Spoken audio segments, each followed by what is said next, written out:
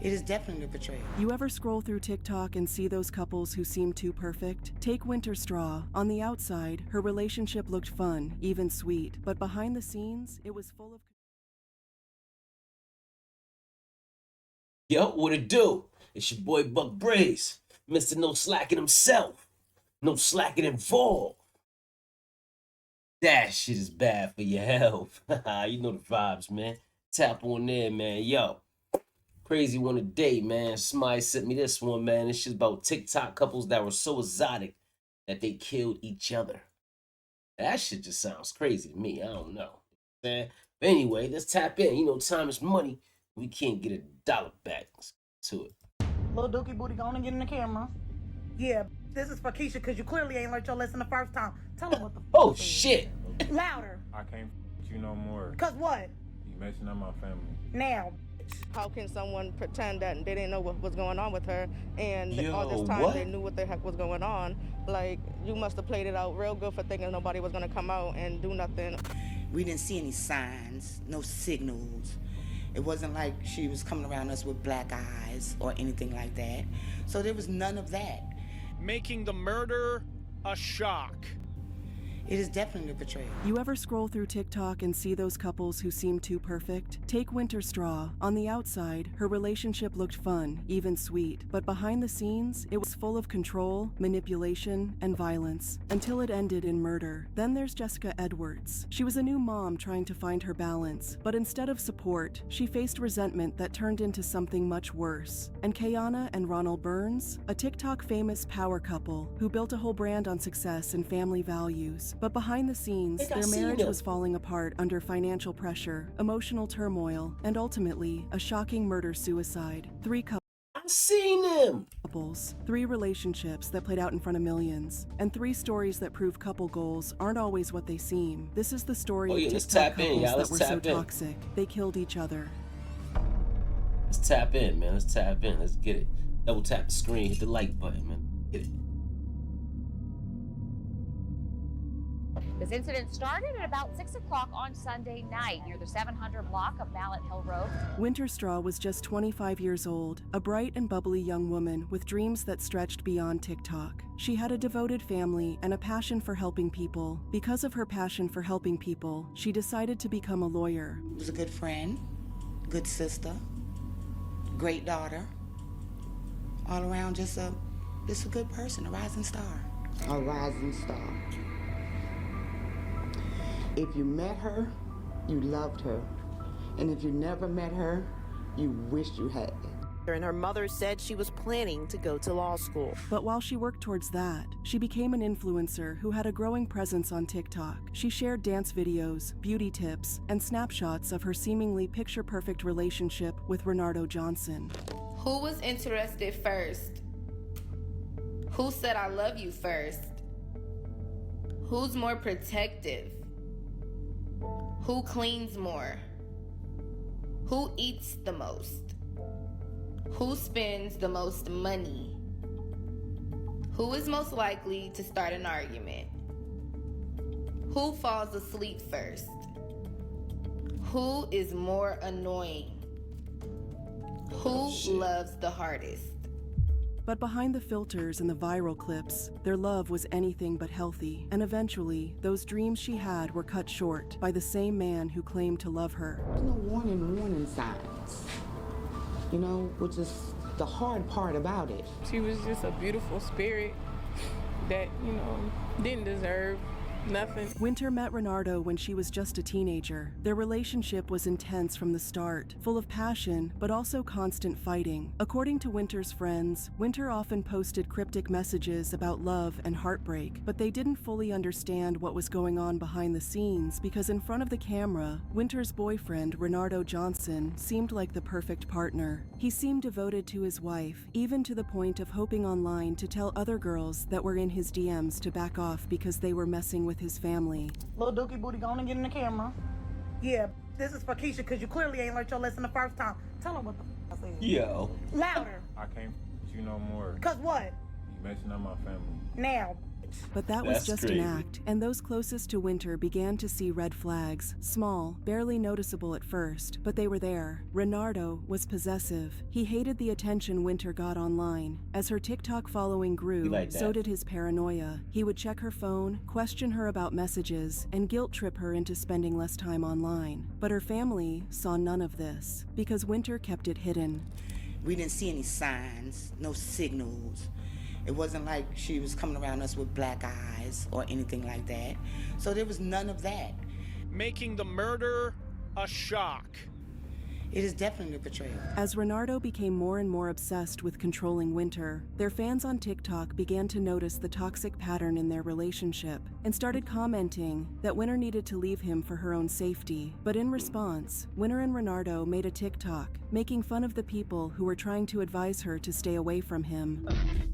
I'm still alive. I'm still alive. I'm still alive. I'm still alive. I'm still alive. But behind the scenes, Renardo was getting even more paranoid, accusing Winter of encouraging the men in her comment section by posting videos they could thirst over. Winter, of course, didn't see it that way. TikTok was her job. It was what put food on the table. So to her, she was just doing her job. One night, after an explosive argument over a TikTok post, Renardo snapped. Winter had posted a TikTok hinting at a breakup, a video that would be her last. Renardo, in a fit of rage, confronted her. Neighbors reported hearing screaming and crashing sounds, but when police arrived, they found Winter lifeless, her life extinguished That'd be in the minutes. problem too. This was not When they start putting all their business online. thing. You get to putting all their business online, and you know what I'm saying? That shit just causes another bigger issue. You know what I mean? If she didn't, I don't know, like that post she put probably really pissed him off, because he probably like, oh, you posted that to try to let other niggas know you available. No, niggas be tripping out. Crazy. The young man, it was premeditated. He thought about his actions and he carried them out. Renardo had attempted to take his own life afterward, but survived. He later confessed that he couldn't bear the thought of Winter leaving him, saying if he couldn't have her, no one could. Because this man looked me in my eyes all the time. And whenever I would talk to him, I'd say, I'm giving you my child, a wholehearted, bubbly personality, and that's how I want to get her back. Winter's mother was devastated, shattered, betrayed by the man she had once welcomed into her home, a man who promised her he would return her daughter to her exactly as he'd met, laughing and happy.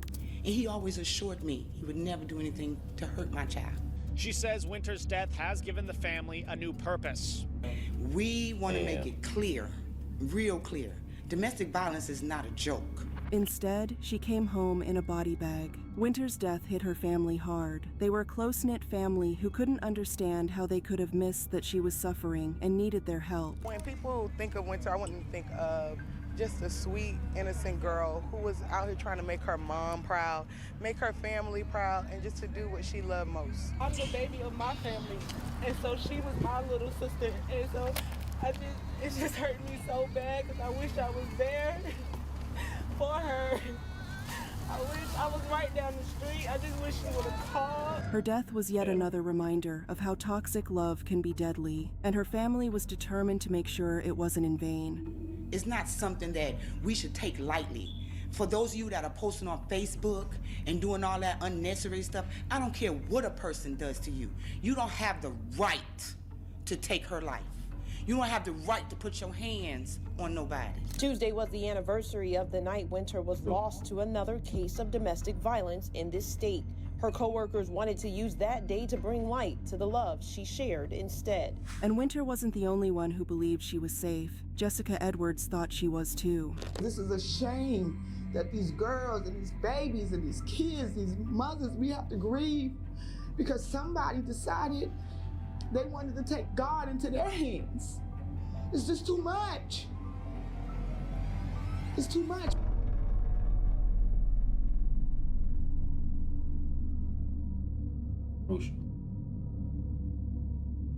Friends and family are still searching for a missing mother from South Windsor. They gathered at Hartford at Riverside Park today to continue looking for Jessica Edwards. This is like 30 minutes away from me. It's been a week since the 30-year-old was last seen by her family. Jessica Edwards was the kind of person who lit up a room. If you knew her, you loved her. If you didn't, you probably wished you did. Jessica graduated from East Hartford High School in 2009, then went on to Eastern Connecticut State University, where she earned her bachelor's degree in English. But she didn't stop there. She had a heart for helping people, so she got her master's in social work from Simmons College in Boston. And that still wasn't enough. She wanted to work in healthcare, so she went back to school to get a degree in respiratory care at Manchester Community College. She was literally days away from graduating, but she never got to walk across that stage. Somewhere along the way, Jessica met Taj Hutchinson. He was 8 years younger than her, just 22 at the time of her death. It's unclear exactly how they met, but at some point, things got serious. 8 years younger than her? That's what she went. Yeah, he was probably a little young, jealous little nigga. They got married, had a baby, and started a life together. Now, to the outside world, they looked like your average young couple, balancing work, school, and parenthood. But behind closed doors, it was a different story. South Windsor police are working with state and federal authorities to try to track her down.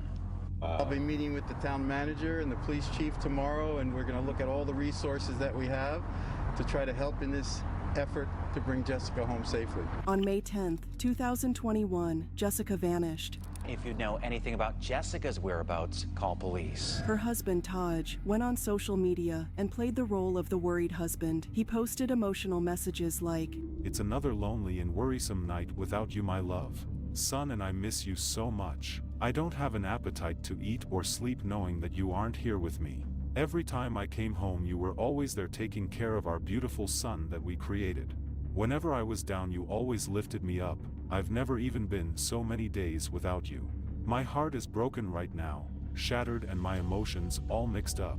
Please, please, please, wherever you are, come back safely." He wanted this nigga, she probably was about to leave his ass, and he couldn't handle it. People to believe that Jessica had just walked away, that she left her baby, her family, and her entire life behind. "I love you and need you so much, and our son worries about you too. I feel like he barely wants to eat. Please, I love you so much." But her family, they weren't buying it. Something wasn't right. New documents just released on the death of Jessica Edwards. Today, her husband will head to court charged in her death. Turns out, Jessica had argued with Taj the night before Mother's Day. It was over a gift, a pair of guinea pigs that Taj had bought for her. And the arrest warrant, it states the day before Mother's Day, Hutchinson bought Edwards guinea pigs as a gift and she was angry about it. On Mother's Day, their argument led to a physical confrontation. Now, was she That's upset crazy. because she hated guinea pigs? Maybe. But what really mattered was how that argument escalated. By the next morning, the fight turned physical. Like a weird According ass to nigga. police, he said he pushed her, which caused her ear to bleed. The next day, on Monday morning, according to the warrant, their arguing continued, and this time, she said Edwards hit him in the head with a laptop, grabbed a kitchen knife, and he pinned her to the ground. Jessica fought back. She hit him with a laptop. She grabbed a knife. She was defending herself. But Taj was bigger and stronger. He pinned her to the ground, kneeling on her neck and back, just like what happened to George Floyd. She Oh, struggled. shit. She tried to breathe. And then she stopped moving. And eventually, she stopped moving and died. Later that same day, Edward's sister went to Hutchinson's home on Cinnamon Springs Road in South Windsor.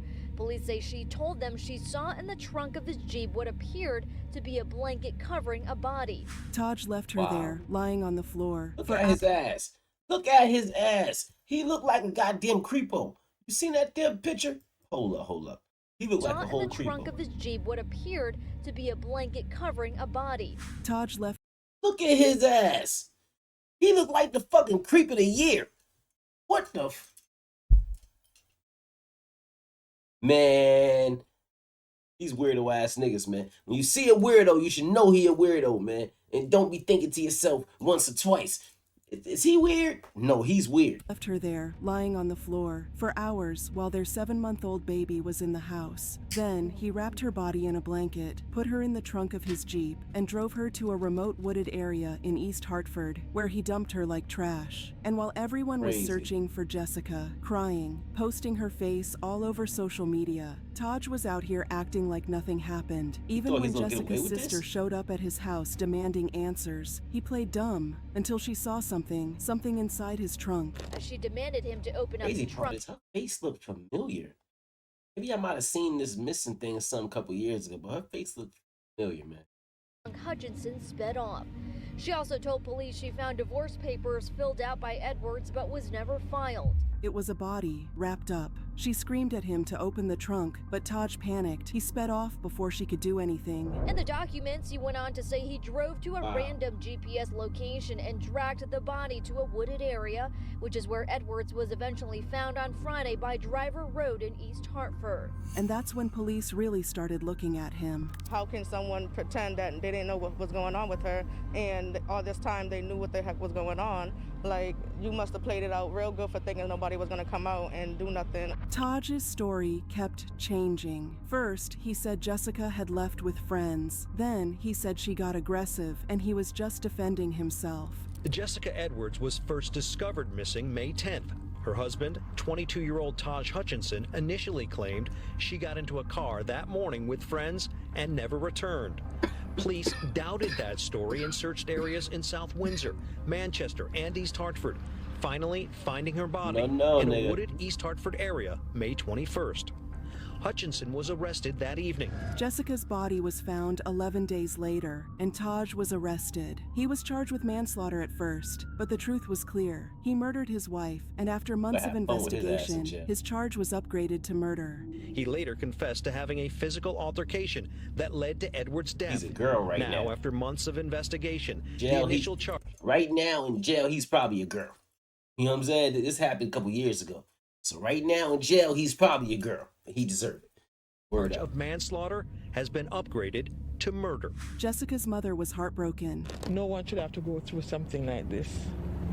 Nobody should. And let's not forget, Jessica and Taji's child lost both parents that. You know what's so crazy is he looked a little fucking familiar. You know, I used to live in Hartford, man, for a couple years. You know what I'm saying? I went to school out there and all that. It's crazy, man. Faces, you know what I'm saying? You never forget a face. And that weird looking nigga, I think I recognize a weird ass face like that when I see one, man. I might have asked my boys something, man, that still live in Hartford, like, yo, you remember this dude? Day, one to murder, the other to prison. Well, I was happy. I was elated. Finally, something has been, I feel like something has been done, something is being done. I think that should have been the charge from the beginning.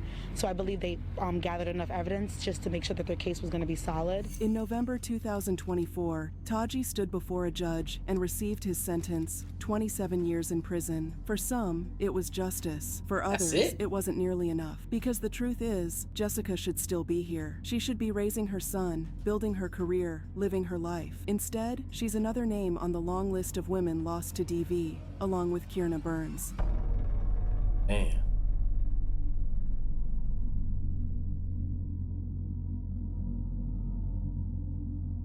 What's up, y'all? It's snowing outside. You know, still gotta work, still gotta go make it happen. Get up because you want to, not because you have to, and that's where we've positioned ourselves in our life, that we get up because we want to, not necessarily because we have to. But the fight is never finished. Kayana and Ronald Burns weren't just a couple, they were a brand. They built their lives around inspiring others, teaching people how to be successful entrepreneurs. Hi, I'm Ronald Burns, and this is my lovely wife, Kayana Burns. Hi. Today we're going to talk to you about entrepreneurship and how it greatly benefited our life. For those that don't know, my husband and myself, we've been entrepreneurs for the last 20 years. And our mission is to bring you guys along to become successful entrepreneurs as well. And in being in business over 20 years, guys, one of the fundamental things that we believe is that you should never spend all of your business time building somebody else's business. Kayana and Ronald weren't just talking about success, they lived it. Originally from St. Louis, Missouri, they built their brand from the ground up. They ran For His Glory Ministries, a faith-based motivational platform, and owned Critique Designs Beauty and Barber Salon, where they helped others build careers. You should be in a position of leverage income, where you make money that doesn't require your time. So one of the things that we're going to teach you is, what does the wealthy people understand that the poor people don't? They understand how to make money without their touch. We've been taught to go to school, get a great education, graduate, and get a good job. How about go to school, get an education if you choose to, and go own the business where your money doesn't require your touch because you only have 24 hours in a day. For over 20 years, they were business partners in everything: love, life, and money. But in 2021, they decided to take a leap. They packed up their lives, moved to Atlanta, Georgia, and planned to expand their empire. To their followers, they looked unstoppable, but in reality, the move wasn't easy. I just felt the need. Atlanta's a place where a lot of people go, you know what I'm saying, to try to get their career up and popping a little more. You know what I'm saying? Maybe they figure they go there and really get their shit popping, link with some of the people. To hop on here for just a moment, not long at all, and kind of just talk about, you know, life changes.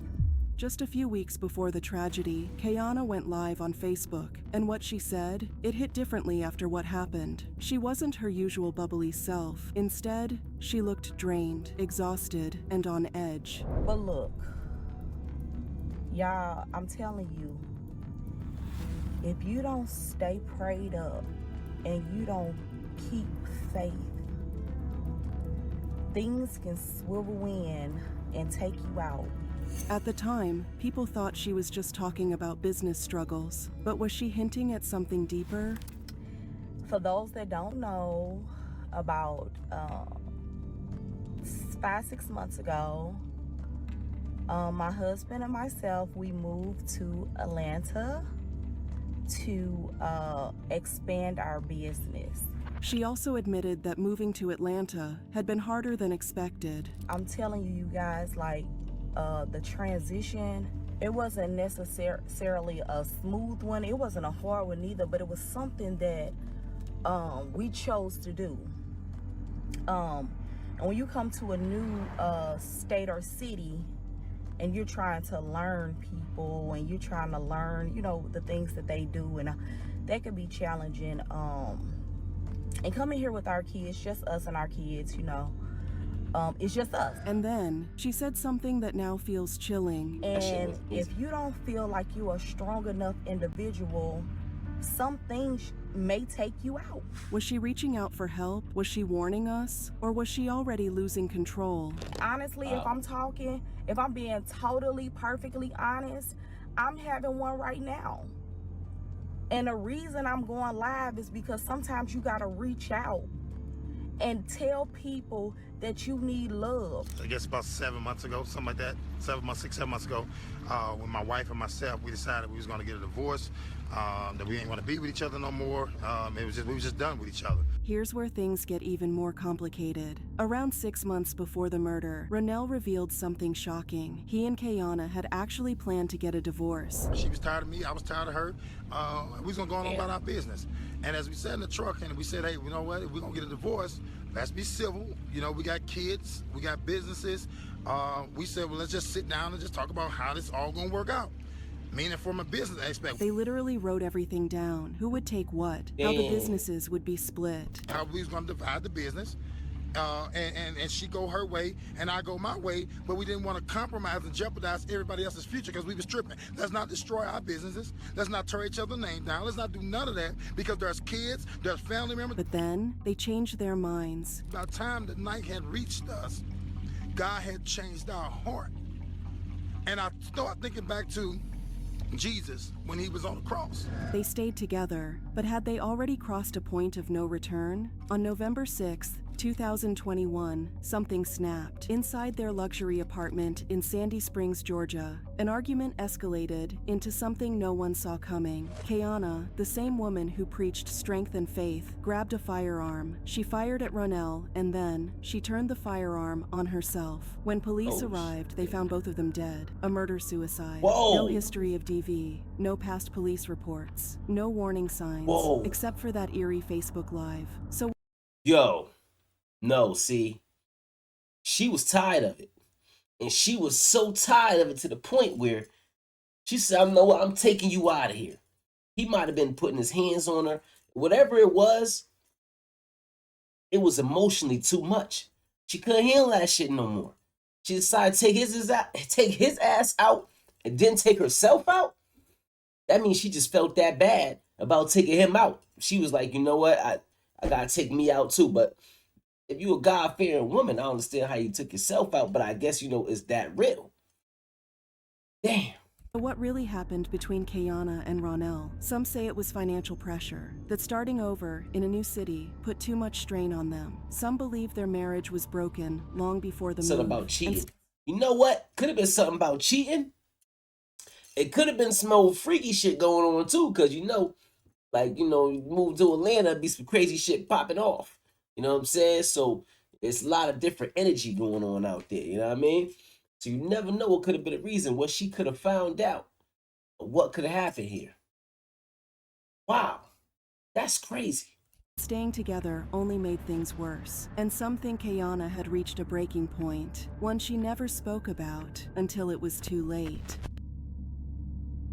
Hey, thank you for watching. That's crazy. Yo, man, that's crazy work, man.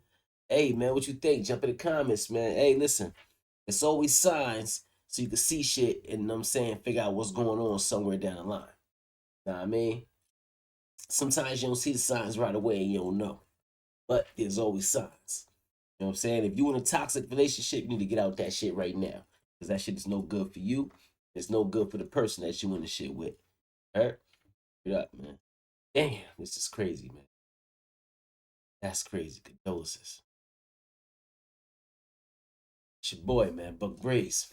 It's no slacking himself. Slacking involved. That shit is